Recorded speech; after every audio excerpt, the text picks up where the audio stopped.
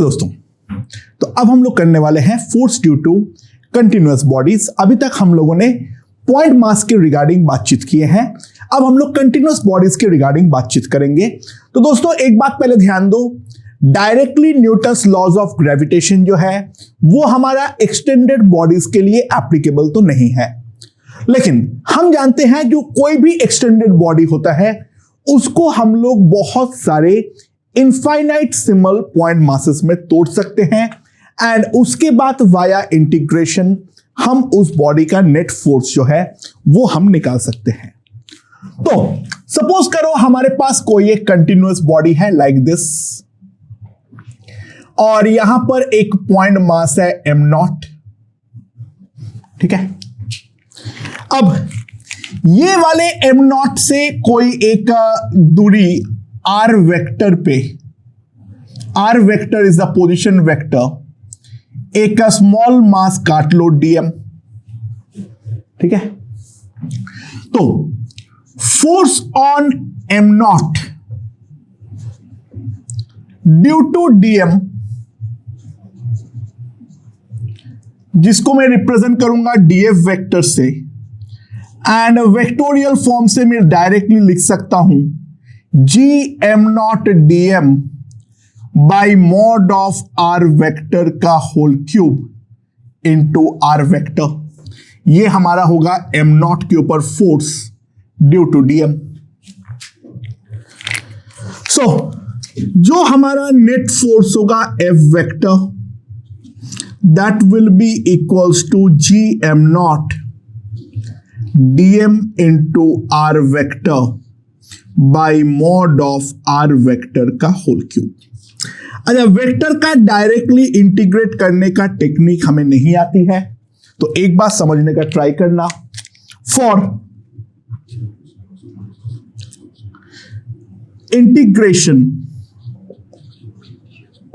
हमें वेक्टर का इंटीग्रेशन तो आता ही नहीं है, we have to resolve into components if required. अच्छा देखो, अगर एक ही डायरेक्शन में है सारे के सारे, हम केवल मैग्नीट्यूड को इंटीग्रेट कर सकते हैं, तो सारे डीएफ अगर एक ही डायरेक्शन में होगा तो हम डायरेक्टली निकाल लेंगे, अदरवाइज जरूरत पड़ने पर हमें डेफिनेटली इंटीग्रेशन का हेल्प जो है वो तो हमें लेनी ही पड़ेगी। सबसे पहले सबसे आसान क्वेश्चन से चालू करते हैं। हमारे पास एक रॉड है, ठीक है। नाउ ये वाला रॉड का जो मास है वो है m, लेंथ जो है वो है l, और यहां पर एक का पॉइंट मास रखा हुआ है m0 at a distance of t। ये रॉड जो है वो हमारा यूनिफॉर्म है। Find force on m0। m0 के ऊपर हमारा फोर्स कितना लगने वाला है वो चीज को हम सबसे पहले निकालने का ट्राई करते हैं, ठीक है। अच्छा, ये वाले रॉड के लिए मैं क्या लिख सकता हूं, इसका जो मास पर यूनिट लेंथ होगा, इसका जो मास पर यूनिट लेंथ होगा that is equals to lambda, that can be written simply as m/l, ठीक है। तो मैंने क्या किया, देखो ध्यान दो,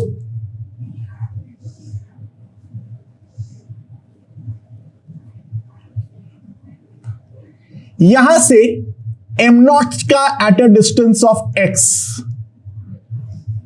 मैंने एक छोटा सा टुकड़ा काट लिया ऑफ थिकनेस dx, ठीक है।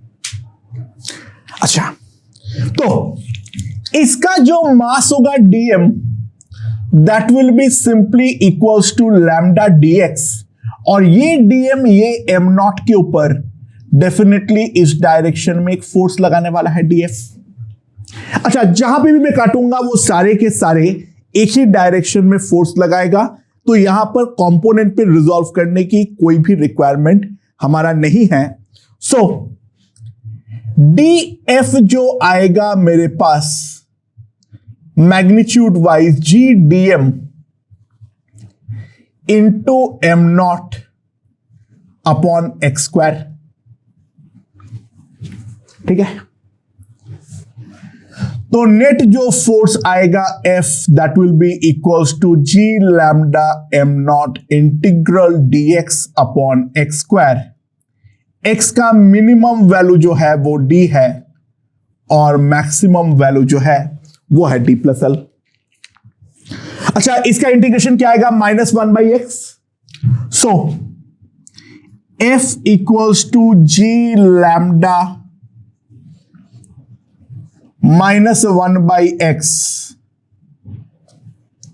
Integrated from d to d plus L. ये आ जाएगा मेरे पास। सो f जो आ जाएगा मेरे पास वो कितना आ जाएगा? लैम्डा का वैल्यू पुट कर दो m/l, यहां पर आ जाएगा 1/d -1/d plus L. d plus L minus D, D D cut, तो ऊपर l बचेगा, तो f हो जाएगा G M M naught by L, L by D into D plus L. So f जो आ जाएगा वो मेरे पास कितना आ जाएगा?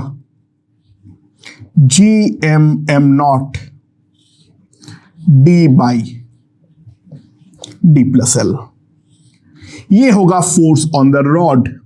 डायरेक्शन जो होगा वो डेफिनेटली होगा टुवर्ड्स द लेफ्ट। अच्छा, यहां पे कोई सेंटर ऑफ मास वाली बेवकूफियां मत करना, ठीक है?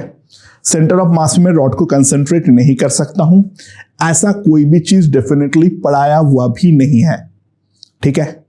सेंटर ऑफ मास पे कंसंट्रेट केवल तब होता है अगर वो क्वांटिटी एक्स के साथ लीनियरली वेरी करे। यहां पर डेफिनेटली इनवर्स स्क्वायर रूल है, तो यहां पर कंसंट्रेट करने का कोई तरीके के बारे में सोचना भी मत, वो डेफिनेटली गलत ही होने वाला है। Be absolutely clear regarding that. Okay, अब यूनिडायरेक्शनल से अगर मान लो कंपोनेंट पर रिजॉल्व करने की जरूरत पड़े तो मैं अगला क्वेश्चन की ओर बढ़ता हूं। ओके दोस्तों, तो यहां पर हमारे पास एक यूनिफॉर्म क्वार्टर रिंग है of mass m and radius r, ठीक है? एंड यहां पे इसके सेंटर पे एक रखा हुआ है m नॉट पॉइंट मास। ये वाला जो है x के अलोंग i कैप वेक्टर है, y के अलोंग j कैप वेक्टर है। Find force on m not. m not के ऊपर हमारा फोर्स जो है वो हमारा कितना होने वाला है, वो चीज हमें निकालनी है। तो ये हम किस तरीके से निकालेंगे, लेट्स सी। दोस्तों, रिंग का क्वेश्चन कभी भी आए तो सबसे पहले हम जानते हैं हमेशा बिना कुछ दिमाग लगाए चुपचाप एक काम करना। At an angle of theta एक छोटा सा टुकड़ा काट लो ऑफ एंगल डी थीटा, ठीक है? अच्छा, इसका जो टोटल लेंथ होगा वो कितना होगा? 2 पाई आर का 1/4, क्योंकि क्वार्टर रिंग है, pi R by 2। Total mass m है, तो जो हमारा लैम्डा होगा that will be m by L, that will be 2m upon pi R. ये हमारे पास आ जाएगा, ठीक है? समझ में आ गया? ये लैम्डा है। अच्छा, ये जो टुकड़ा है इसका डीएल में क्या लिख सकता हूं? R D theta. तो डीएम जो होगा that will be equals to lambda DL. तो डीएम मेरे पास आ जाएगा 2m by pi into D theta. ये हमारे पास डीएम आ जाएगा। समझ में आया नहीं आया? राइट। अब ये वाला डीएम जो है वो ऑब्वियस सी बात है एम नॉट को अपनी तरफ पुल करेगा, तो फोर्स डीएफ हमारा ऐसे लगने वाला है। अच्छा, ये डिस्टेंस जो है वो डेफिनेटली कैपिटल आर है, तो मैग्नीट्यूड वाइज जो आएगा df that will be equals to g m naught into dm divided by R square. ये हमारा df है। सो df क्या आएगा? g m naught by R square 2m by pi into D theta. अच्छा, अब df को इंटीग्रेट करने का गलती मत करना। df हमारा हर पॉइंट पे अलग अलग डायरेक्शन पे होगा, ठीक है? तो df को डेफिनेटली दो कंपोनेंट पे रिजॉल्व करना है। जो x के अलोंग होगा वो df cos थीटा होगा, और y के अलोंग जो होगा वो df sin थीटा होगा। तो dfx जो आएगा that is equals to df into cos theta. तो dfx मेरे पास आ गया है 2g m naught by pi R square cos theta into D theta. ये हमारे पास आ जाएगा। सो fx जो आएगा that is 2g m naught by pi R square integral cos theta D theta, जहां पे थीटा वेरी करेगा फ्रॉम 0 टू पाई बाई 2। अच्छा, अब इसका इंटीग्रेशन साइन थीटा आएगा। साइन 0 0 है, साइन 90 1 है, तो यहां से मेरे पास आ जाएगा fx जो होगा that will be 2g m naught by pi R square. That will be the value of fx। अच्छा, dfy कितना होगा?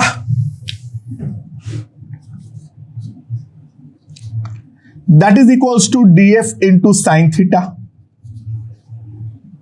तो dfy मेरे पास आ जाएगा 2g m naught upon pi R square sine theta D theta. Again मैं इसको भी इंटीग्रेट करूंगा फ्रॉम 0 टू पाई बाई 2।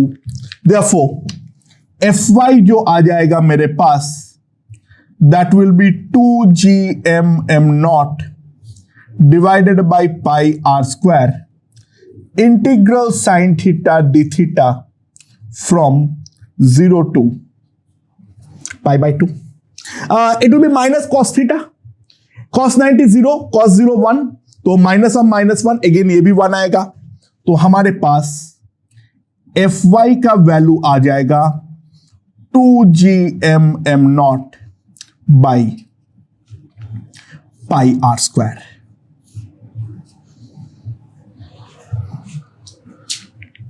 तो नेट जो हमारे पास f वेक्टर आएगा, नेट जो हमारे पास f वेक्टर आएगा that will be fx i cap plus fy into J cap. तो f वेक्टर मेरे पास आ जाएगा 2g m naught upon pi R square i cap plus J cap. अच्छा, बाय द वे इसका अगर मैं देखूं डायरेक्शन क्या है एग्जैक्टली, तो ध्यान देना, जो हमारा रिंग का सिमेट्री एंगल है उसी डायरेक्शन पे होगा, यानी जो इसका बाइसेक्टर है डेफिनेटली उसी के अलोंग हमारा एफ वेक्टर होने वाला है। ये यहां से 45 डिग्री एंगल बनाते हुए ही आगे जाएगा, जो कि लॉजिकल है क्योंकि रिंग का लेफ्ट पार्ट और राइट पार्ट सिमेट्रिकली इस डायरेक्शन के अलोंग कैंसल आउट करेगा, ठीक है। एंड जो अगर मैग्नीट्यूड निकालने के लिए बोले mod of F vector, mod of I cap plus J cap is definitely √2, तो मैग्नीट्यूड ऑफ फोर्स जो आएगा that will be 2√2 by pi G M naught by R square. मेरे ख्याल से काफी सिंपल तरीके से हमें यह समझ में आ चुका है जो कंटिन्यूअस बॉडीज को लेके हमें किस तरीके से डील करना है। मैं कंटिन्यूअस बॉडीज को लेके ज्यादा डीलिंग यहां पे करेंगे नहीं, ठीक है, क्योंकि अल्टीमेटली तो ये इंटीग्रेशन ही है। कंसेप्चुअली तो अभी तक जो हम लोगों ने करते आए हैं उससे कुछ भी डिफरेंस नहीं है। Okay, now let's see. Okay, तो अगला एक क्वेश्चन देखते हैं। अगर मान लो दोनों के दोनों कंटिन्यूअस बॉडीज है तो इन दैट केस क्या करेंगे? हमारे पास दो रॉड है, इस तरीके से रखा हुआ है, दोनों यूनिफॉर्म रॉड है। इसका मास है m1, इसका लेंथ है l1, और दूसरा जो है इसका मास है m2 और लेंथ है l2। इन दोनों के बीच का जो फॉरवर्ड ये वाला पॉइंट है, इनके बीच में डिस्टेंस जो है that is equals to r। Both rods are uniform. Okay, तो हमें निकालना क्या है? Find force acting between the two rods. Okay, तो अगर दोनों के दोनों बॉडी कंटिन्यूअस है तो in that case how to deal? सबसे पहले इस चीज के बारे में देखते हैं।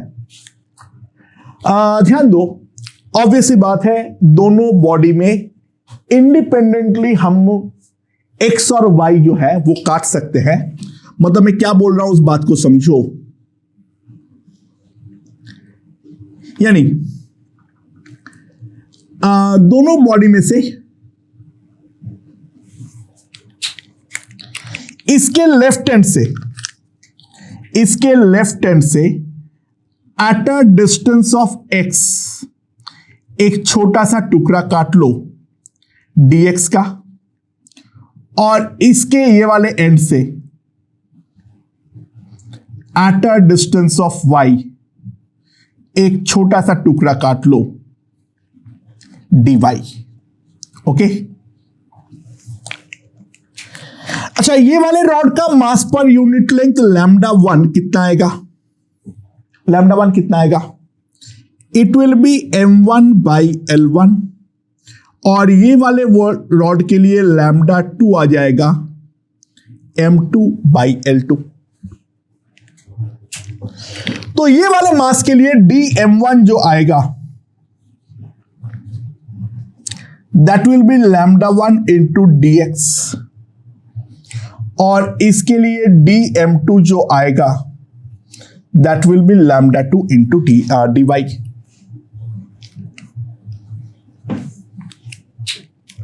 सो इनके बीच में जो बहुत छोटा सा फोर्स लगेगा that will be equals to λ1 dx, sorry capital G into λ1 dx λ2 dy by r plus X plus Y का होल स्क्वायर। अब देखो x और y दोनों हमारा वेरिएबल है, तो ऑब्वियस सी बात है सीधा उसको इंटीग्रेट तो हम नहीं कर सकते हैं। तो let's do one thing, let find force on dy due to the whole left rod. यानी अब पहले हम लोग y को फिक्स रखते हुए, यानी ये वाला टुकड़ा को फिक्स रखते हैं, और ये वाले टुकड़े के ऊपर इस पूरे रॉड के चलते जो फोर्स है सबसे पहले वो निकालने का ट्राई करते हैं, और उसको हम बोलेंगे df जो होगा। ये खुद जो है, ध्यान देना, ये हमारा df1 इंटू df2 है, यानी वो सेकेंड ऑर्डर डिफरेंशियल है क्योंकि dx इंटू dy मल्टीप्लाई हुआ है। ये वाले फोर्स, ये वाले के ऊपर फोर्स निकालूंगा, वो खुद भी बेहद छोटा फोर्स होने वाला है, ठीक है। ये होगा g into lambda two dy। ये वाला पार्ट को तो फिक्स रख दो, बाकी इसको हमें इंटीग्रेट करना है lambda 1 dx x plus Y plus R whole square.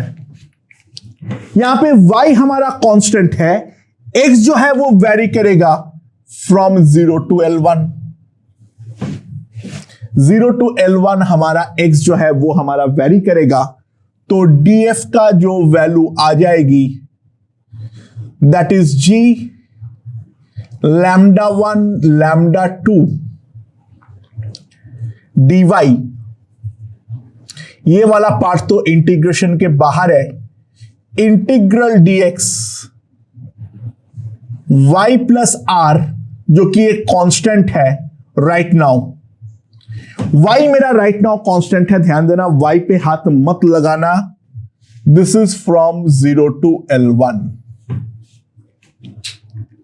ठीक है, अब क्या करेंगे, y plus R plus x को z ले लो, तो dx जो आ जाएगा वो आएगा dz। तो df जो आ जाएगा मेरे पास वो आएगा g lambda 1 lambda 2 dy integration dz by z square. अच्छा, जब हमारा x 0 होगा तो z का वैल्यू कितना होगा, y प्लस आर, और जब हमारा z का x का वैल्यू L1 होगा वो कितना होगा, y plus R plus L1। इसका इंटीग्रेशन आएगा -1/z, तो मैं डायरेक्टली वैल्यू पुट कर दे रहा हूं। तो df जो है g lambda 1 lambda 2 dy 1/y plus R -1/y plus R plus L1। ये हमारे पास क्या आ जाएगा, df। So this is a force on an elemental टुकड़ा of the right rod due to the whole left rod। और अब जो है ये हर टुकड़े पे जो फोर्स है उसको अगर मैं ऐड कर दूंगा तो टोटल मुझे दोनों रॉड के बीच का फोर्स F आ जाने वाला है। तो अब जब मैं F निकालना चाहूंगा तो तब मुझे अब ये पूरे को इंटीग्रेट करना है, integral dy by y plus R, और अब वेरी करेगा y from 0 to L2, integral dy upon y plus R plus L1 from 0 to L2। Now अब सब वैल्यूज पुट करना चालू कर दो। तो f जो आएगा g m1 m2 by L1 plus L1 L2, this is ln y plus r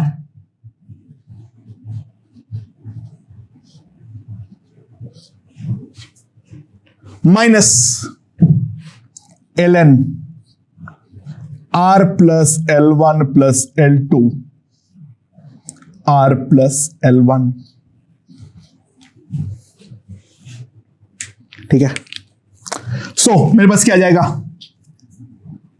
net force F जो आ जाएगा g m1 m2 divided by L1 m2 ln r plus L2 r plus L1 divided by r into r plus L1 plus L2।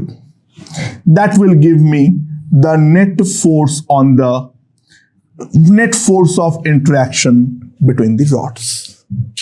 तो यहां पर मुझे basically दो differential element काटने की जरूरत पड़ी है। देखो केवल और केवल कैलकुलेशन की कॉम्प्लेक्सिटी है, बाकी कंसेप्चुअल लेवल पे कोई भी कॉम्प्लेक्सिटी जो है वो डेफिनेटली हमारा नहीं होने वाला है। बाय द वे ये वाला मैग्नीट्यूड हमेशा पॉजिटिव है, वो अपने आप को कन्विंस करो, क्योंकि ये वाला क्वांटिटी डेफिनेटली 1 से बड़ा है। नीचे क्या आएगा, R square plus L1 plus L2R, ऊपर क्या आएगा, R square plus L1 plus L2R plus L1 L2, तो 1 प्लस समथिंग आएगा, तो ये वाला क्वांटिटी पॉजिटिव आएगा, ये नेगेटिव होने का कोई संभावना नहीं है, या 1 होने का भी कोई संभावना नहीं है। तो डेफिनेटली हम जो निकाले हैं वो हमने सही निकाल लिए हैं। ओके।